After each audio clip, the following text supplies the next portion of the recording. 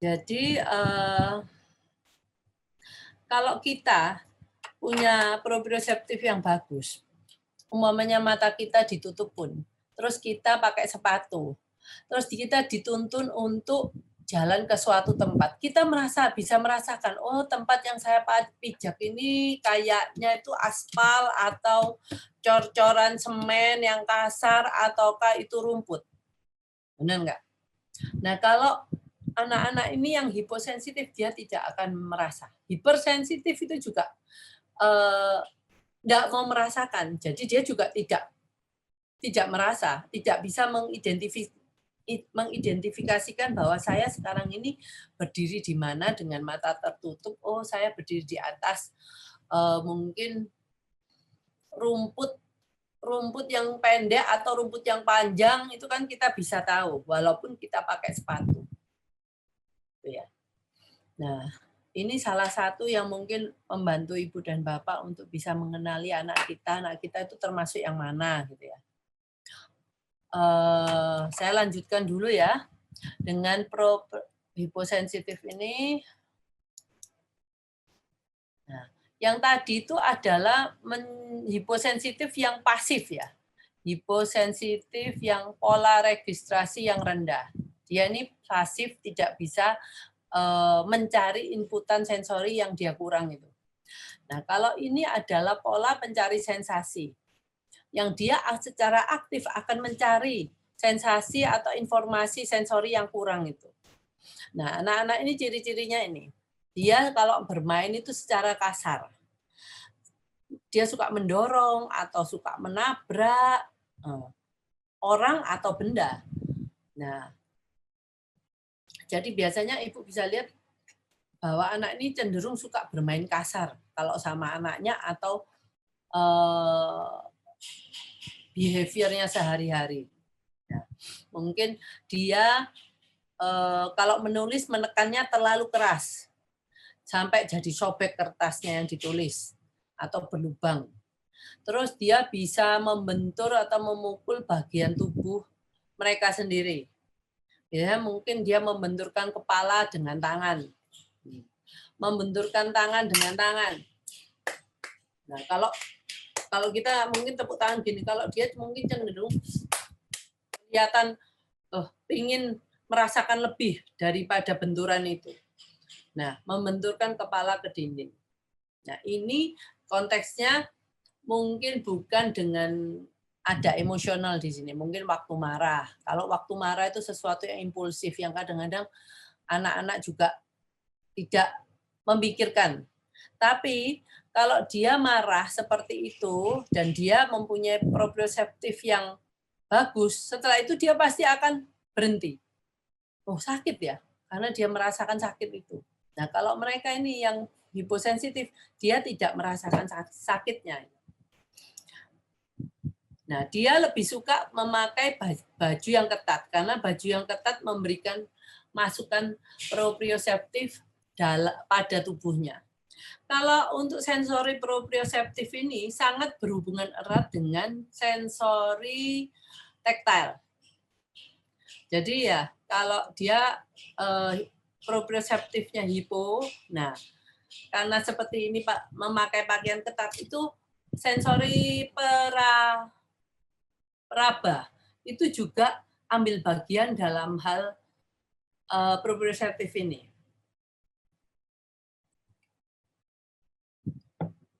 Terus karena anak yang pencari sensasi ini aktif, dia akan terus bergerak. Lebih aktif bergerak seperti dia mungkin ya ini terus-menerus mengepakkan tangan dan gelisah serta tidak dapat duduk diam. Ini dapat mempengaruhi kemampuan mereka untuk fokus di kelas. Ya pastilah. Bagaimana kalau di kelas guru selalu meminta anak mempunyai kemampuan untuk duduk diam. Nah, duduk diam walaupun nggak bisa dengarkan atau nggak bisa mendengarkan guru di depan, asal anaknya duduk diam, guru masih nggak keberatan. Terus dia ini karena aktif mencari inputan sensori proprioseptif, jadi dia memang akan terus-menerus mencoba mendapatkan masukan proprioseptif ini, melakukan gerakan yang banyak gerakan yang dia bisa lakukan, tetapi ya bukan mendengarkan. Kalau mendengarkan kan nggak ada hubungannya dengan proprioseptif, lebih ke arah sensori pendengaran. Lebih suka berlari atau melompat menginjak daripada berjalan. Anak ini suka lari-lari, suka lompat, suka mungkin manjat-manjat gitu ya. Kalau berjalan hentakannya keras. Nah, ke kaki itu waktu bam. Terus anak ini ada juga yang berjalan di ujung jari kaki, tetapi untuk anak yang berjalan dengan menjinjit ini itu bukan hanya karena proprioseptifnya hipo, tetapi ada juga karena kasus yang lain. Jadi proprioseptif hiposensitif itu salah satu yang membuat anak-anak itu bisa jalan menjinjit, gitu ya. Contoh kasusnya adalah A, berusia 5 tahun. Dia sangat mudah lelah saat berdiri atau duduk untuk waktu yang lama. Nah, ini kan untuk berdiri, untuk duduk ini kan diperlukan, berdiri duduk itu diperlukan postur. Seperti kita bicarakan tadi, postur untuk anak-anak yang hiposensitif apa ini? Yang nggak bagus. Hiposensitif yang pasif itu, yang pertama itu. Dia cenderung bersandar pada meja dan dinding untuk menopang dirinya sendiri. Teman-temannya A senang bermain game seperti sepak bola. Tapi kalau untuk A, dia sulit untuk menendang bola dan menyeimbangkan satu kaki. Jadi kalau kita mau menendang bola itu pasti satu kaki diangkat. Nah, kalau balancing anak tersebut jelek, dia tidak bisa mengangkat satu kaki, setelah itu dia menendang bolanya. Dan akibatnya dia tidak suka bermain sepak bola, dan dia kalau nggak suka ya dia nggak mau lah main dengan teman-temannya kan. Nah, orang tuanya mencoba untuk melatih beberapa keterampilan menendang dan menyeimbangkan tubuhnya di rumah. Tapi orang tua mendapati bahwa dia tidak tahu apa yang harus dilakukan dengan tubuhnya dan sering jatuh. Nah, oke, kalau yang ini adalah contoh kasus yang yang pasif. A, memiliki pola registrasi yang rendah untuk masukan proprioseptif. Oke. Dia kesulitan menopang berat badannya saat duduk dan berdiri. Ia juga bermasalah dengan aktivitas yang menggunakan keseimbangan, seperti berdiri dengan satu kaki atau menendang bola. Oke. Untuk anak-anak yang hiposensitif terhadap informasi proprioseptif ini, cobalah untuk menyediakan aktivitas yang menggunakan otot dan persendiannya untuk menenangkan anak dan meningkatkan daya tanggap terhadap masukan sensori. Oke, yang ini adalah yang strategi yang bisa dilakukan untuk anak ini, hiposensitif yang pasif itu. Lakukan aktivitas yang memberi beban pada otot dan persendian seperti merangkak, push up. Nah, push up ini mungkin bukan seperti push up seperti kita di lantai gitu ya. Push up-nya di tembok aja. Ya. Mungkin jadi kita bisa waktu kita bisa badan kita kan push up di tembok, kita bisa dekat tembok, setelah itu kita menjauhkan dari tembok wajah kita dengan cara meluruskan lengan kita. Habis itu mendekatkan kembali dengan membuat melipat siku kita. Nah, seperti itu push up di tembok. Kalau push up di lantai memang saya tahu itu susah. Bisa juga setengah push up dengan push up-nya dengan lutut dan tangan waktu di lantai. Jadi nggak pakai ujung kaki, pakai tangan dan lutut kita. Itu lebih mudah. Atau dengan jalan, kita bisa dengan cara permainan. Nah, ini semua crab walk atau wheelbarrow walk itu memberikan masukan sensori yang sangat ekstrim di tangan, di tubuh anak. Ini caranya gini, crab walk itu ini seperti. Nah, wheelbarrow walk itu jadi anak akan berjalan dengan tangannya, kita memegang kedua kakinya.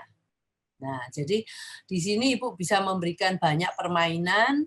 Anak-anak kayak seperti ini, anak ini mengambil pecahan puzzle-nya mungkin di tempat lain, terus jalan lagi memasukkannya. Nah, kalau dengan ditambah permainan, pastikan bahwa anak sudah menguasai permainan itu. Jangan sampai anak ini masih belum bisa, terus dia terus bolak-balik kan akhirnya dia capek. Nah, jadi ini hanya membuat supaya anak melakukan gerakan ini dengan lebih senang, lebih fun. Karena dia bisa melakukan dengan permainan, memasukkan puzzle ke dalam tempatnya. Nah, kalau untuk ini, seperti yang gambar sebelah kanan ini adalah crab walk. Dia dengan posisi seperti ini, itu dia bisa berjalan ke depan, ke belakang, ke kiri, dan ke kanan. Tetapi ini sangat sulit ya untuk anak-anak yang lebih sulit dari wheelbarrow walk. Nah, kalau saya merasa lebih gampang untuk melakukan wheelbarrow walk. Intinya Ibu, aktivitas yang dia suggest di sini, bentar, balik lagi di sini nih. Ini nih. Ini semua aktivitas yang memberikan masukan otot, masukan pada persendian dan kita memakai otot. Nah, seperti kalau kita membawa beban yang berat, bawaan kalau dari pasar mungkin bebannya berat. Nah, itu juga sudah memberikan masukan di tendon, ligamen, dan muscle. Pastinya muscle tangan kita bergerak kan. Jadi nggak harus seperti ini. Apapun permainan itu seperti memanjat. Memanjat, tapi ini harus memanjat di jendela. Biasanya jendela kita kan ada teralis kan. Ada juga teralis-teralis yang bisa dipanjat. Nah, itu juga kegiatan proprioseptif karena dia memanjat itu, dia memakai ototnya, pasti juga memberikan masukan ke join-joinnya. Itu jadi nggak perlu kita eksklusif untuk permainan apa, asal Ibu melihat, oh ya, itu permainan itu memberikan masukan ke sendi dan ototnya, itu Ibu bisa lakukan untuk membantu anak-anak yang hiposensitif ini. Nah, seperti yang kedua ini, anak melakukan angkat benda berat pada waktu bersih-bersih mungkin. Anak itu suruh pindah kursi dari satu tempat ke tempat lainnya. Mungkin mengangkat meja, satu meja berdua, Ibu satunya, ayo kamu angkat satunya, bantu. Nah, bantu pindah ke tempat lain karena kita mau membersihkan. Setelah sudah dibersihkan, diangkat lagi, pindah ke tempat asalnya. Nah, itu juga bisa, Bu. Nah, ini juga bisa meminta anak untuk mengambil setumpuk buku. Pastinya kalau dia setumpuk buku itu 12 buku, nggak mungkin dia bisa lakukan satu kali. Mungkin dia 3 buku. Nah, itu akhirnya itu sudah memakai otot dan tendon dan ligamen untuk melakukan aktivitas ini. Atau tempat sampah mainan, mengambil tempat sampah. Nah, tempat sampah ini jangan yang isinya enteng ya, kalau bisa ya agak berat. Karena kita kan tujuan kita memberikan masukan pada otot dan persendian kan. Terus lakukan aktivitas yang menggunakan banyak energi, seperti berlari. Nah, berlari itu apalagi? Kaki yang kena. Melompat di atas trampolin. Buat halang rintangan untuk anak dan meminta mereka melompat-lompat di bola besar. Nah, bola besar, anak duduk di atasnya, itu juga memberikan masukan pada otot dan sendi yang mungkin di core tubuhnya, di tulang panggul. Nah, itu.